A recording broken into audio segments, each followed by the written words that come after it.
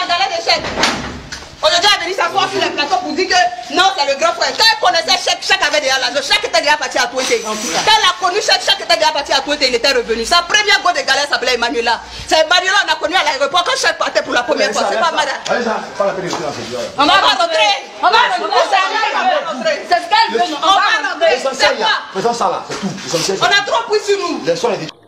Dans cette vidéo réalisée par Stony, la maman de feu Cheick Tioté, décédée en 2017 d'un arrêt cardiaque, aujourd'hui expulsée par sa belle-fille, donne sa réaction, dit être perturbée, ne pas comprendre pourquoi, après le décès de son fils, elle qui n'a rien demandé de ses biens et de ses avoirs, est expulsée. La seule chose que son fils lui a donnée, cette maison dans laquelle elle attend ses derniers jours sur terre. Cette maison a été vendue malheureusement par sa belle-fille et à combien? 120 millions.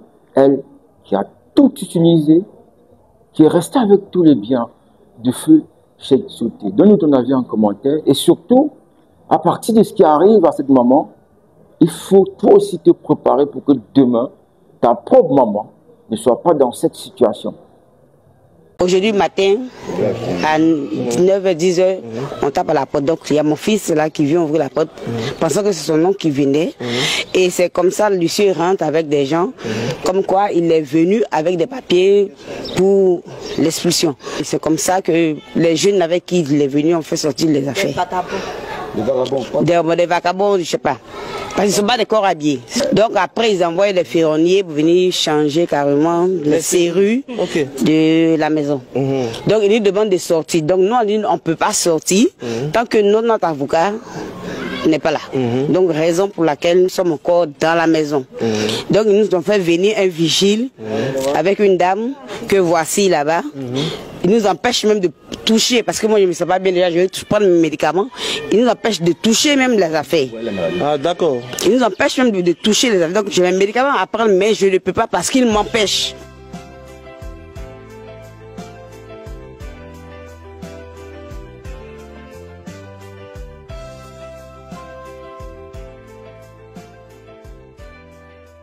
Bonjour à tous, nous sommes là à Faya, cité ATCI, au domicile familial de feu Cheick Tioté.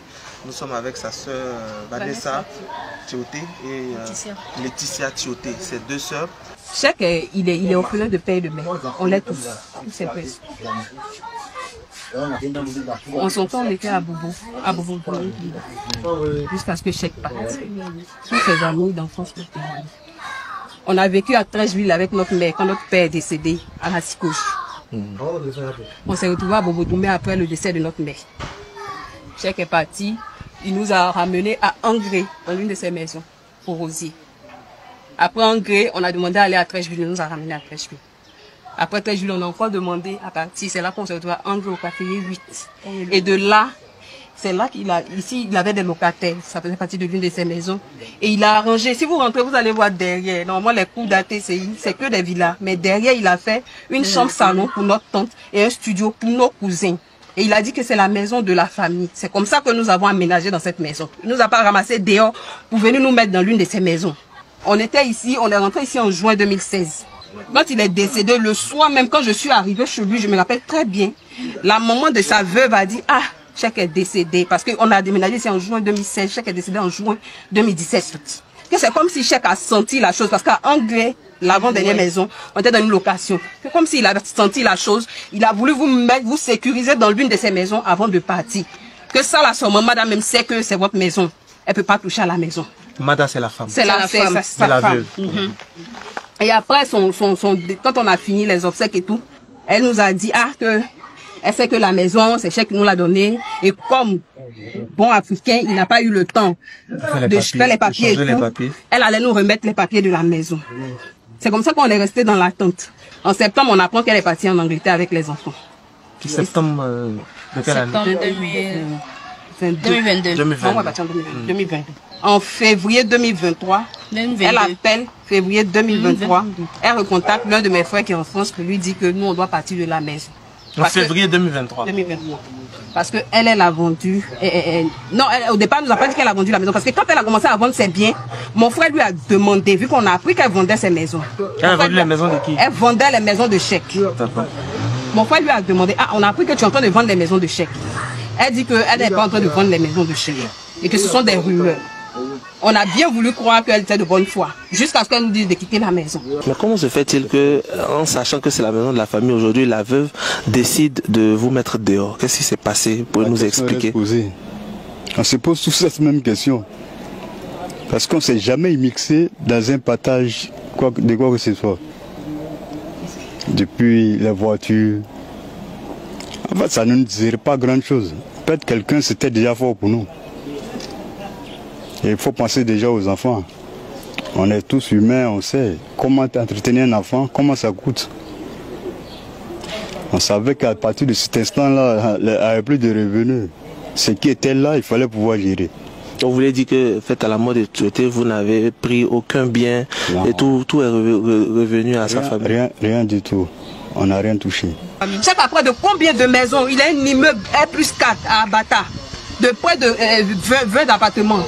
Tu prends tout ça, tu as pris même l'argent que la Chine a donné. On t'a déjà demandé si on t'a rien demandé.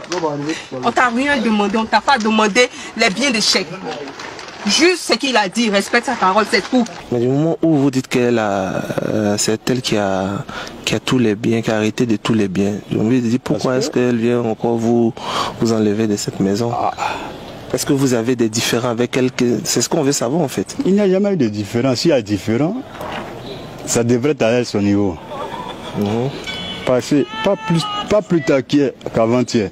On était ensemble ici en train de chercher à trouver la solution. Elle est venue à la maison ici pour qu'on s'asseye, qu'on trouve une solution à tout ce vacarme qui se passe autour de cette histoire de maison qui n'en finissent pas depuis les 1 an et demi. Voilà, donc elle est venue, on s'est assis, on a parlé. On dit bon d'accord, on appelle les autres, on trouve un arrangement et tout.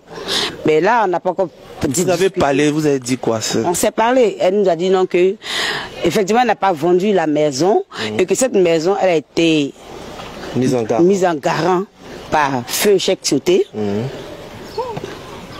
Et que c'est la personne qui a garanti. C'est la personne, voilà. C'est cette personne-là qui est Ami, là. C'est cette personne du nom de Ami Ouattara qui réclame que sa maison, selon les dits. Que la maison a été hypothéquée. Voilà, bon. Donc elle réclame sa maison. Donc elle ne peut pas, elle n'est pas en mesure de rembourser les 120 millions que Cheikh doit à la dame. Donc elle nous demande de libérer la maison. Elle fait croire qu'elle a vendu la maison à une soi-disant dame Ami Ouattara. C'est quelqu'un qui baigne dans le mensonge, la m'a vidée. On va s'en tenir au fait. Oui, expliquez-le. Elle nous a fait croire qu'elle a vendu la maison à une certaine dame Ouattara, Ami. Et à chaque fois que les gens viennent, c'est avec le nom de la dame qui vient. Cette Ami Ouattara, on ne l'a jamais vue. Quand tu as acheté une maison, tu ne vas pas venir voir la maison, elle n'a jamais venu visiter. Et tout à l'heure même, il y a ma belle qui me dit non, il y a un monsieur qui se présente encore pour dire c'est lui qui a acheté la maison. Toi, tu as acheté la maison comment? On achète poisson dans l'eau. Les papiers qui ont dit qu'ils devaient 120 millions, c'est pour ça qu'ils ont vendu la maison. Jamais. On n'a rien vu. Et le pauvre même, elle était ici la semaine dernière. Elle est venue dire à mes frères qu'elle a une maison en son nom à El Mada qui a fait caisser et que nous on doit déménager de la maison. Et elle va mettre sa maison à notre disposition. Pendant qu'elle vit sur un immeuble au garage CFA ici, elle va mettre la maison à notre disposition. Et qu'actuellement la maison est sous bail pendant 1 an et qu'il reste 6 mois. Donc elle va, dans 6 mois, elle va libérer la maison, on va rentrer pour qu'elle puisse prendre la maison. C'est-à-dire, non seulement tu dis que tu as vendu la maison, mais là tu ne sais pas qu'on peut attendre 6 mois et le lendemain tu as fait ma femme qui dit que tu venais mettre les bagages dehors. Pourquoi? Là, vous avez envoyé un ferronnier. Oui, ils vont enlever. Quelqu'un va lui donner. Quelqu'un veut, on va lui donner. Il n'a pas enlevé. Tu as venu mettre vigile devant notre porte. Pourquoi il y a vigile devant ta porte? Pourquoi il y a vigile devant ta porte? Non. j'avais la maladie. Elle a dit dans la galette de chef. On a trop pris sur nous. Laissons les détails. On a trop pris. Non, on va pas laisser les détails. C'est vrai. On va aller à la boîte avec nous sur On est arrivé là. Elle veut nous mettre la honte. C'est bon, c'est bon. Elle veut nous mettre la honte. Ça finit, on a fini. Les gars, allez déposer. Comme c'est nous d'opposer à la justice. Pas la justice. On se pose pas la justice. Ils ne sont pas normal. On a rendez-vous le 9 au tribunal. Elle est venue ici avant-hier. Mon frère Elle a reçu la provocation. Elle a reçu la Elle a lu la provocation, elle a déposé. Et elle est partie, c'est là qu'elle a appelé pour dire qu'eux, ils arrivent aujourd'hui pour nous déguerpir. Allô, Carole. Donc elle est consciente qu'on est en justice sur quelque chose qui n'est pas encore, qui n'est pas encore fini, qui n'est pas comme ça. que le juge n'a pas encore décidé. On ne peut pas faire appel dans le coup d'appel et toi derrière, tu viens déguerpir. La Carole t'a posé au grand frère, pose la question. C'est quel document lui ont présenté pour qu'on puisse venir nous déguerpir? Demande-lui la cause. Quand ils sont venus changer les séries. Voilà, quel document il a vu pour qu'on nous pose la question. Vous allez savoir, quel document il a vu. C'est quel rapport? Donc d'abord, c'est un non-lieu. Il n'y a pas une décision.